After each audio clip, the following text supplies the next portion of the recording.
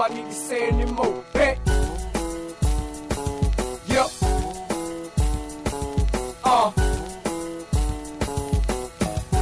Do I need to say anymore? Yup. Shake a leg and make it steady. Oh, the feeling that just re-hit me so. I will proceed to finesse this as if it was the baddest chick I ever talked to. Whoa, yeah, you know, even though my clothes smell like Joe. See, I'ma let you know I got a vision of gold. Yeah, me and this mic, it's more than love, it's lust with an appetite. She offered the chain, so I offered the chain. Thought it made me look cold in the platinum thing. The rent done changed, we got to maintain. You know we got to keep a chunk of chain. It's something like a Range Rover, we keep it mobbing in the heater when the brain can blow. Don't get it twisted, baby, my salary ain't set. Like I'm a dentist, then to get your cavity checked. And I mean no disrespect. You move your neck. Do I need to say anymore? Bet. Yo, do I need to say anymore? Bet. Yo, do I need to say anymore? Bet. Yo, you just rush the check, don't rush the bet. Freezing the waters, I want respect. To excel without excelling my last breath. Cause I have come to conquer the face of death. Yup, no faith is left in the face of death. With no trace of wealth, we face ourselves is coming. With no peace of mind, you find me gunning. With no sense of time, I found you running. This has just got more crazy, G. Call me a little 50 cent, the bullets won't faze me. Resurrection and creation, the God have blessed me. No pen and account on the paper, you can't check me. I gotta be so far that you won't neglect me. Like Big Homer said, you will respect me. Do I need to say anymore? Bet. Yup. Do I need to say anymore? Bet. Yup. Do I need to say anymore? Bet. Yup. Say no more in case you don't know. So in case you know, the case is low. Even if you get a chance to take a stand and dance. Gotta remember the game is so advanced. 4 clicks from the mallet, it sounds like hood. Realize you in the courtroom dancing with wolves. If I'm not my best, I won't rest till I am. I grind it out in the tin, eat my rhymes out of can. Say no more if I'm a man, I can. I won't stop till the full course, pen in my hand. So listen, it's better than I'm better than before. Like a few G's, you gon' know the scope, bro. Do I need to say anymore? Bet. Yo, do I need to say anymore? Bet. Say no more, folks. Yo. Yo.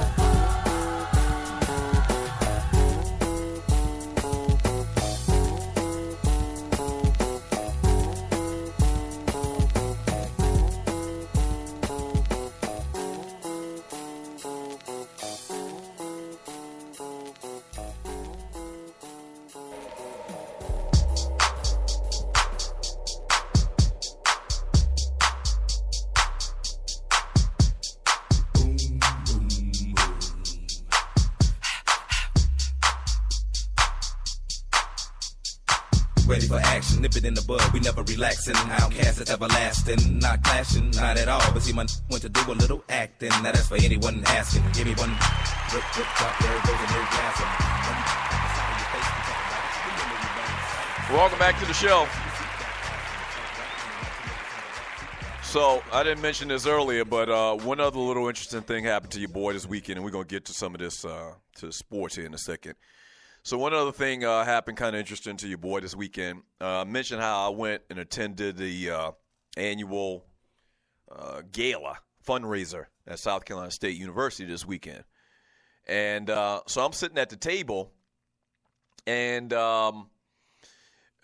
somebody that I knew back in the day, this lady actually worked with my wife. My wife worked at Belk's, like her junior and senior year of college in Orangeburg. And so one of the ladies that worked with her at the time was sitting at the table with me. And so I'm just sitting there, and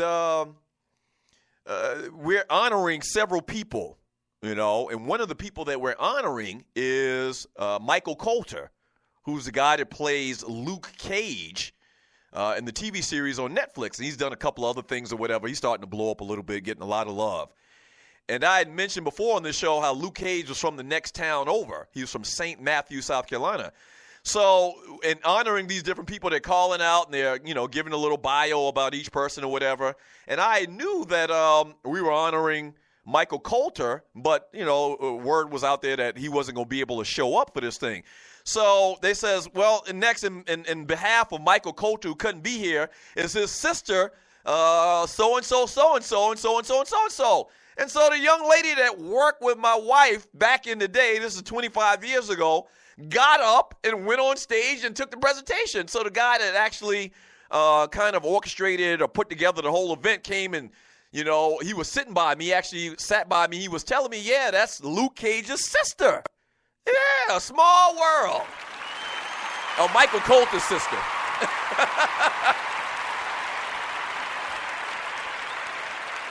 Yeah. Yeah, so I was sitting, and after I was told that, I looked at her when she came back to the table. I was like, damn, I didn't know you was Luke Cage's sister, and she looked just like that ninja. Interesting.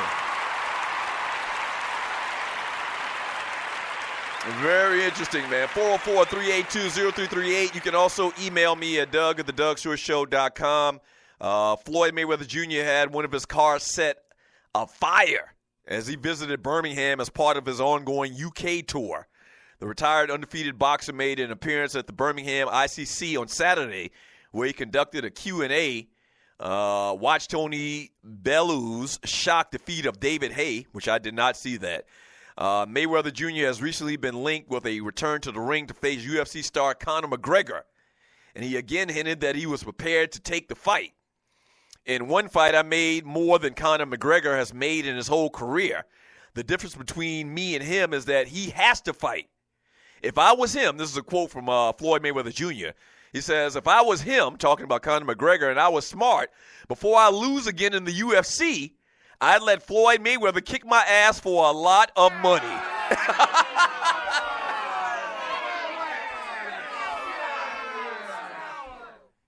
It makes business sense to me. And he's exactly right.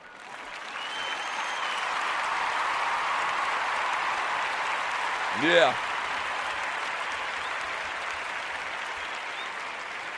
And make no mistake about it. Make no mistake about it. He would get his ass kicked. He would get his ass kicked. Okay? So let me make sure about this. You're listening to the Doug Stewart Show. So Ireland is part of the UK, right? Yeah, I'm assuming so. This is promotion. This is promotion. This is more hyping up a fight that they haven't even agreed to yet. That's what this is. This is promotion. He is promoting this fight without even coming out of retirement or making the announcement that he's coming out of retirement. This is promotion.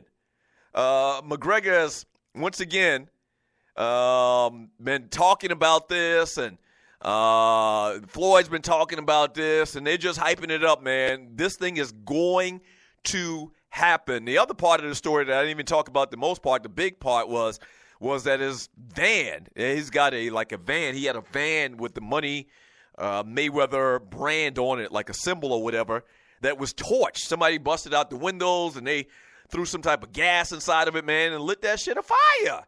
I mean, damn.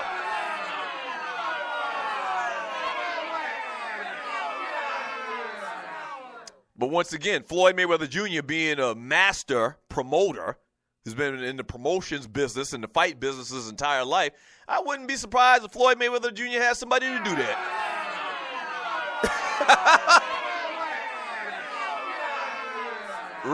Right. I would not be surprised at all if Floyd had somebody to do that. And also, one last little story here before we jump back into the chat on Spreaker.com. The Knicks elected to go without music for the first half of Sunday's game against the Golden State Warriors. And a lot of people didn't like it. Draymond Green talked about it, saying it was disrespectful. That was pathetic, Green said after his team's 112-105 win. It was ridiculous. It changed the flow of the game. It changed everything. You get used to playing a certain way. It completely changed it to me. I think it was completely disrespectful to everyone that came to the game last night. The NBA actually made a statement. He says the first half of today's game will be presented without music, video, or in-game entertainment so you can experience the game in its purest form. What?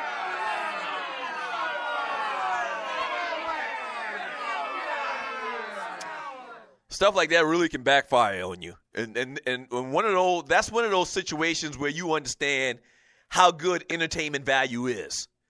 I remember years ago, and a lot of y'all will remember this, years ago the NFL did like this test game, or maybe it was something kind of like in the same vein as what the NBA tried last night with this Knicks and Warriors game, where they did the whole game. They did a TV broadcast of a game, but they didn't have any of the commentating.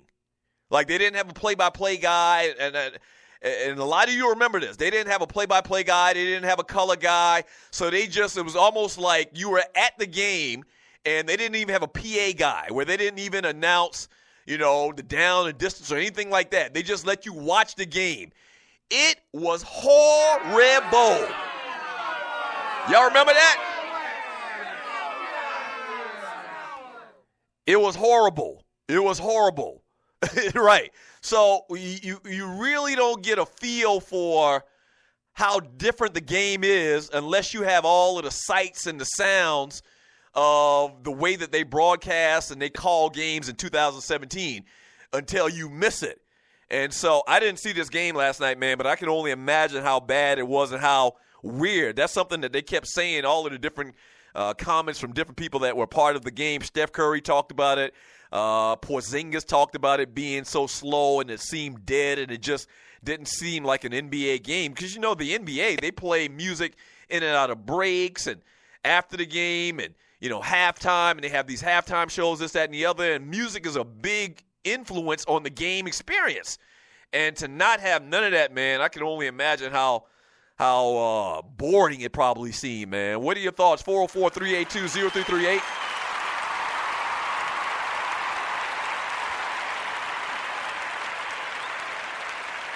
You can also email me at Doug@theDougShoreShow.com from KC. Okay, so now ninjas need music to perform.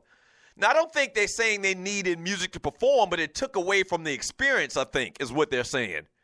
No, the game still, they scored over 100 points. Both teams scored over 100 points. You're going to play the game. Steph Curry mentioned how it felt like a middle school basketball game where they didn't have a band. In college you got the band there and the student section or whatever. And I'm pretty sure they probably play a lot of music within breaks in college basketball games as well. And the NBA, they definitely do that. So Steph Curry was like, it felt like a middle school game. From Juan Cruz, he said, who gives two issues what Draymond Green thinks when growing up in their music at the playground? At this point, dudes are piling on the Knicks. Oh, they're piling on the Knicks.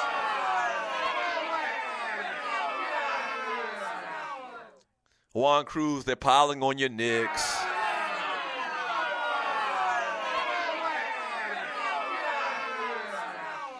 From ducking and dodging, we're just used to music doesn't necessarily mean it's better with it. Well, clearly the players felt like it's better with the music. From Uncle Mike, some NBA stadiums play too much music.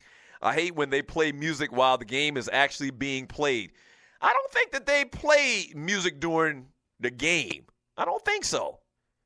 I think they play like that. Dun, dun, dun, dun, dun. Maybe they'll do something like that, some sound effects every once in a while. But I think they specifically, when the game starts, they turn the music down. Maybe I'm wrong about that. From DC Cavalier, I'm an ACC guy, and I never hear any in-game music over the PA during play. Yeah, not during play. During the breaks, yeah, but not during play. I don't think so. From Corey, KC is better to music. Even high school games are more hype when the band is there. Man, when you mix in hip-hop, rap music with any sporting event, man, it's just better. I'm sorry.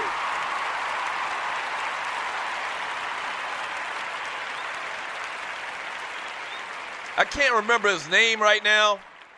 Kenny Lofton. If you're from Atlanta, you remember when Kenny Lofton played for the Braves just for a minute or two and they got his ass out of there because he was too black, too strong.